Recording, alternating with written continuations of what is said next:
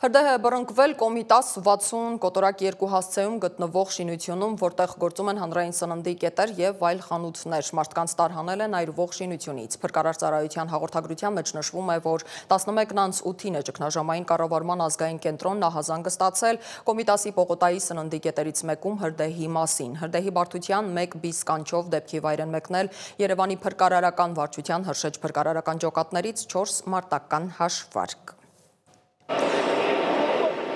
Այս պահին ուղիղ կապ ենք հաստատում իմ գործընկեր Սիմոն Հովանիսյանի հետ, մեր նկարահանող խումբն այնտեղ է աշխատում։ Սիմոն, ողջույն, լսում եք ինձ, ինչ նորություններ կան այս պահին։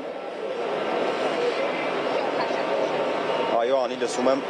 Այս պահին մենք Կոմիտասի Պողոտայում ենք, որտեղ ըստ նախնական տեղեկությունների 11:08-ին ահազանգ է ստացվել հրդեհի մասին։ Ներքին գործերի նախարարությունից հայտնում են, որ նախնական տեղեկություններով հրդեհը բռնկվել է սննդի կետերից մեկում եւ տարածվել է արդեն ամբողջ առևտրի կենտրոնի վրա։ Քիչ առաջ մեծ զրույցում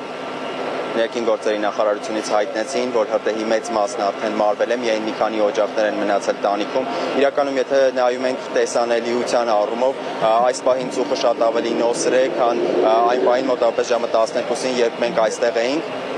Տուժածների մասին տեղեկություններ չկան, ըստ նախնական տվյալների տուժածներ չեն եղել, որովհետև 11:08, երբ ահազանգել է ներքին գործերի նախարարության փրկարար ծառայություն, այդ ժամին տարհանում է սկսվել եւ աշխատակիցները դուրս են բերվել շենքից։